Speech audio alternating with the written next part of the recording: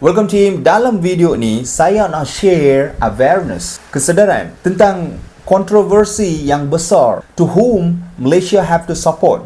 Kepada siapa Malaysia harus menyokong lepas satu serangan di Kashmir yang telah ragu 26 nyawa. Hubungan diplomatik makin susah lah. Keadaan memang sangat panas. Masing-masing tuduh-menuduh, tembak-menembak kesempadan. Susah, memang susah sangat. Tetapi Malaysia ambil langkah bijak. Macam mana tau? Perdana Menteri Dato' Seri Anwar Ibrahim kecam keganasan. Lepas tu minta siasatan bebas dan telus tanpa memihak, without any partiality. Walaupun Malaysia ni negara majoriti Islam, susahlah nak sokong Pakistan pasal agama yang sama sahaja. Sebab India dan Pakistan, dua-dua negara ada rakyat campur bangsa, ada orang campur agama. So kita kena faham, awalnya masalah ni terjadi antara wilayah teroris dan sistem pertahanan India. Lepas tu masalah dah jadi tinggi dah, meningkat menjadi krisis antara kedua negara India dan Pakistan. Diplomasi tuan-tuan tak patut ikut emosi tau, tapi guna akal dan adil. Malaysia juga sedia nak bantu kurang ketegangan. Okey, imagine lah, dua negara jiran Malaysia bergaduh, Malaysia pun boleh kena. Macam mana tau? Ekonomi akan jatuh.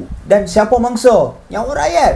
Ingatlah, damai tu kuasa dan jadi neutral, bukan lemah. Kita kena faham, itu bijak dan matang. It's a brilliant approach. Malaysia support untuk peace and harmony. Kalau kita baca artikel berkaitan dengan Cold War politics, kita boleh faham basic of this problem. Jadi bila kita cakap pasal keamanan, kita cakap bukan untuk satu agama sahaja, tapi untuk semua manusia. Jom kita cuba sokong diplomasi, kita sokong keadilan. Malaysia berdiri untuk peace and harmony. Baru betul, baru boleh berjaya. Dan kita puji sebab Malaysia jadi jambatan damai tengah dunia yang bergolak ni. Kongsikan pendapat anda di ruangan komen.